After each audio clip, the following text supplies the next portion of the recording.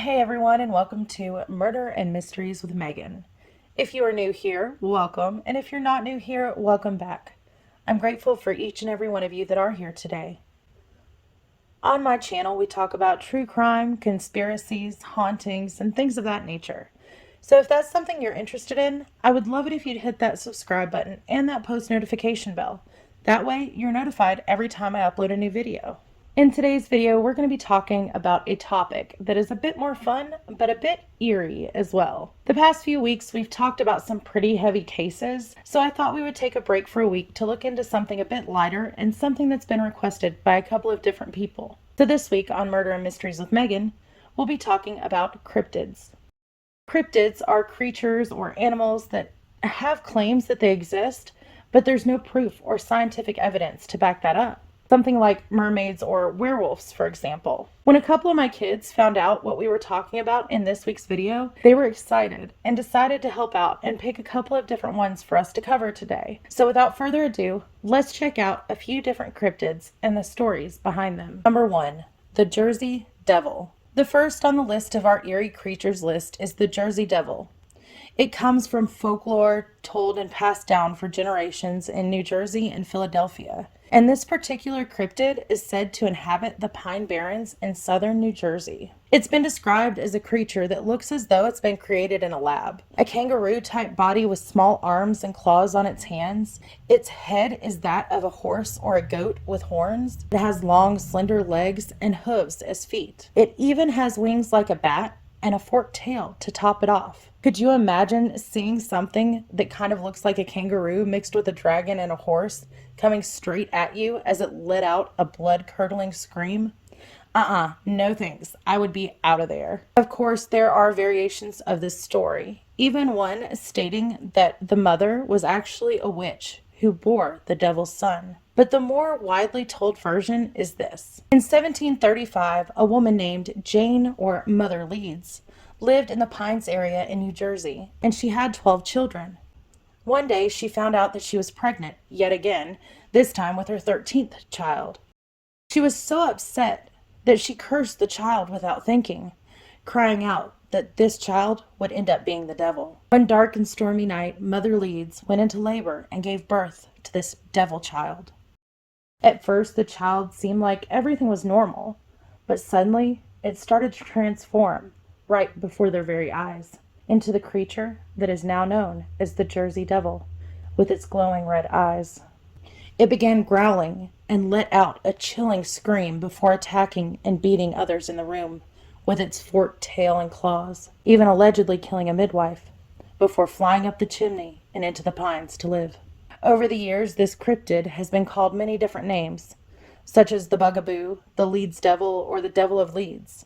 But now it is more widely known as the Jersey Devil. However, regardless the name, the question still remains the same. Does this creature actually exist? Well, let's talk about a couple articles and sightings regarding this screeching devil, and I will let you decide. In 1887, a newspaper article came out stating that there had been sightings of a winged creature allegedly seen near the Pines. And in this article, they spoke with a colonel who said, quote, "Whenever he went near it, it would give the most unearthly yell that frightened the dogs. It whipped at every dog on the place.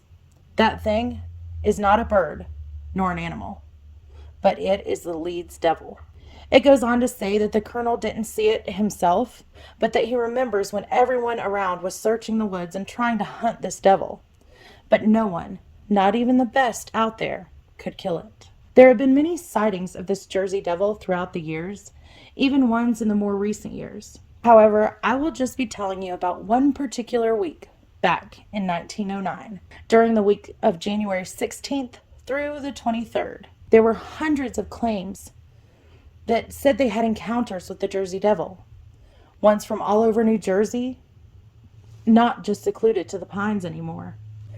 Newspapers were publishing these encounters, and some of the claims even came from Delaware, Pennsylvania, and even Maryland. Some of these claims were that it attacked a trolley car and a social club. When police officers tried to shoot the creature, it didn't do anything to it at all. Other experiences were of people who found strange tracks in the snow and sightings of something resembling the Jersey Devil. Whether or not there was proof to back it up, these claims of seeing it, fear began sweeping through the different areas. And different places in these locations, such as schools in the Delaware Valley, actually closed their doors for residents to stay at home.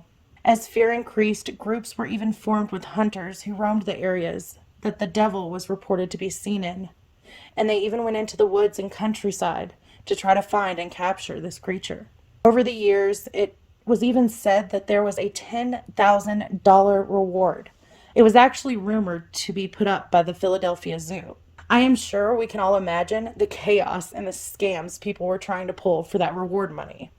In fact, one person reportedly tried to put fake claws and wings on a kangaroo to try to get the reward money. This legend has been told of the Jersey Devil for many years, and it's been so widely told that there have been movies and TV shows based on this cryptid, and even a hockey team named after it. It has been told for many years and is still going strong, and the sightings are still happening near the Pines by the New Jersey coast. So will you be one of those who are brave enough to venture into the Pines to catch a glimpse of this cryptid, or to hear its blood-curdling screams as it runs quickly by or flies overhead? Or the next time that you're in New Jersey, will you try to keep your distance? Number 2, the Loch Ness Monster. The Loch Ness Monster, or Nessie, is the second cryptid on our list today. It originates from Scottish folklore and is said to live in Loch Ness in the Scottish Highlands. If you were to run across someone who had seen Nessie, chances are they would describe this creature as a large one with a long neck that almost looks like a dinosaur that you may have seen in the Jurassic period, called a plesiosaurus. People have traveled to Loch Ness for many years trying to catch a glimpse of this elusive creature that has been told of for hundreds of years, all trying to prove that Nessie is in fact real. This story of some sort of creature in the area of Loch Ness appears in writings from back in the 6th century, when, according to the writer, an Irish monk named Saint Columba was traveling with some others when they stopped to stay in Pix. When they arrived there, they came across residents of the area who were burying a man by the River Ness. Well, the residents then proceeded to tell Columba that this man had been swimming in the river when he was attacked by some sort of water beast, and that he was taken underwater. Despite the efforts of other residents to pull him into the boat and save him, the man actually died from the mauling. Well, Columba decided, why not send in another man to swim across the river? But this time, the water beast, when it started to approach the second man, Columba made the sign of the cross, telling it, "Go no further. Do not touch the man. Go back at once." And when he did this, the creature stopped suddenly and fled. This story itself wasn't widely known for the longest time. In fact, it wasn't until around the 1930s that this water beast began to gain traction, when a man named George Spicer and his wife were driving one day nearby the loch, and a most extraordinary form of animal crossed the road in front of their car. They described the animal as having a body about 4 feet high, 35 feet long, with a long and wavy neck that stretched out 10 to 12 feet, and that was barely thicker than an elephant's trunk. They said it had no limbs or didn't look like it did, and it headed across the road into the loch. This was the first recorded sighting of Nessie since the original story. Now, many more sightings were to come over the years, of course. Some even claimed to have gotten pictures of this creature. However, many actually turned out to be proven hoaxes. For example, the well-known surgeon's photograph was reportedly taken and published in the Daily Mail on April 21st of 1934. It was actually one photograph that for 60 years was believed to be legitimate. However, when a full analysis was done of the photograph in 1994, the scale of what should have been Nessie was off, and it appeared that the creature would have only been about 2 to 3 feet long. Another thing that the analysis found was that there was a white object on every single one of the photos, and this was believed to be what was causing the ripples in the water by it. Well, it wasn't until 1999 when a book came out called Nessie, The Surgeon's Photograph Exposed. This stated that the photo was indeed a hoax, dreamt up by an old employee of the Daily Mail. See, this employee had been ridiculed for an article that he had written about Nessie's footprints that were found, and it ended up being a hoax. So basically, the photograph was this employee's way to get back at his employer, the Daily Mail, by creating what looked like the Loch Ness Monster. But in all reality, it was just a toy submarine with wood putty used to make the head and neck, and then took the photographs of Nessie and submitted them to the newspaper. However, despite the photograph being disproven, there were and are still many out there who believe in the Loch Ness Monster, and those who travel far and wide hoping to catch a glimpse of the elusive cryptid. There have been many of those visitors who have claimed to have been lucky enough to see this creature, but still no solid proof has been unearthed or brought forward. So do you think that the Loch Ness Monster is real? Or do you think it's just a legend that's been told and passed down for many generations? Number 3, Mothman. This next and final cryptid that we're going to talk about today comes from West Virginian folklore. There are dozens of articles, books, and even a motion picture named after this particular creature that was first reportedly seen in 1966 in a small town called Point Pleasant. Point Pleasant is a quaint little town that even has a sculpture of this flying cryptid that they call Mothman. They even have a festival that they started in 2002 after this creature. They call it the annual Mothman Festival. So needless to say, this particular one on our list is quite a popular one. So how did it all begin? Well, back on the evening of November 15th, 1966, two young couples were driving around an area outside of the small town of Point Pleasant that the locals referred to as the TNT area. Now, the TNT area was a former World War II munitions plant site that was transformed into a wildlife preserve and was a popular hangout for young kids and couples. Now, while they were out there and headed on their way back, they ended up seeing something very strange. Both couples, Roger and Linda Scarberry and Steve and Mary Millette, ended up describing the exact same thing to police. They described seeing something that looked like it was a large flying man with 10-foot wings, that it had large glowing red eyes, and that it stopped in front of their cars. Stunned for a moment, the young couple sat there while the creature started flying across the field towards what looked like a large building. At this moment, they decided to gun their cars and speed towards town. However, as they headed down the stretch of highway heading back into town, they soon realized that this creature was actually flying right above them. They tried to outrun it, even reaching speeds of 100 miles an hour or more, but yet it still kept up with them. It wasn't until they had reached the edge of town and the light of the streetlights came into view that this flying bird-like creature flew back in the direction that it had came from. Of course, at first, no one believed that there was really such a thing as a bird-like man with glowing red eyes, a 10-foot wingspan who could fly at immense speeds, and the reports weren't taken seriously. At least, not at first anyways. But over the next few days, more and more people came forward with similar sightings.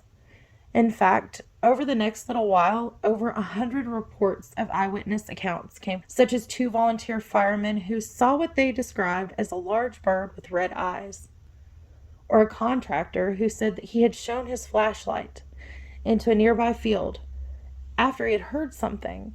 When he did, he caught a creature with eyes that glowed, quote, like bicycle reflectors, and that it even caused his German Shepherd to go missing. Others, of course, including the Mason County Sheriff, stated that these sightings must be that of a large heron, while a wildlife biologist at West Virginia University said that he thought it may be a sandhill crane, that maybe it had migrated outside of its natural migration route, causing the locals not to really know what kind of bird it was, and of course mistaking it for what would later be coined as Mothman. This cryptid actually got its name back in 1967 after a tragic event happened, and a news article came out naming the creature Mothman. This tragic event was the collapse of Silver Bridge, which caused the deaths of 46 people. After this incident, many people actually began to believe that this Mothman was actually an indicator that something awful was about to happen. Why, you may ask?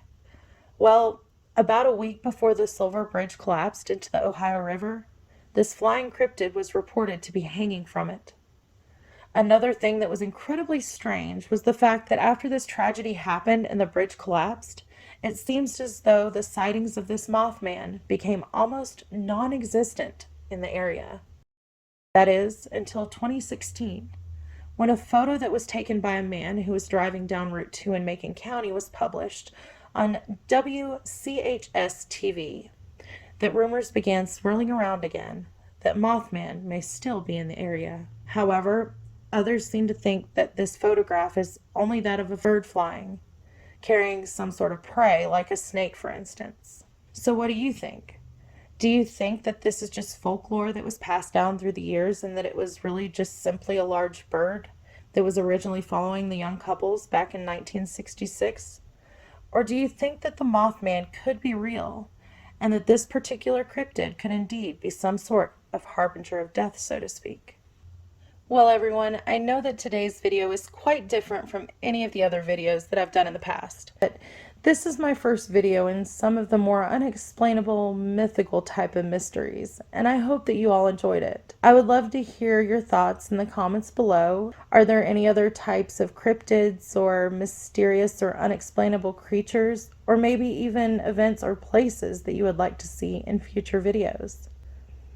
I hope you all enjoyed today's video and that you'll make sure to hit that subscribe button and post notification bell before you leave today so that you're notified when I upload a new video.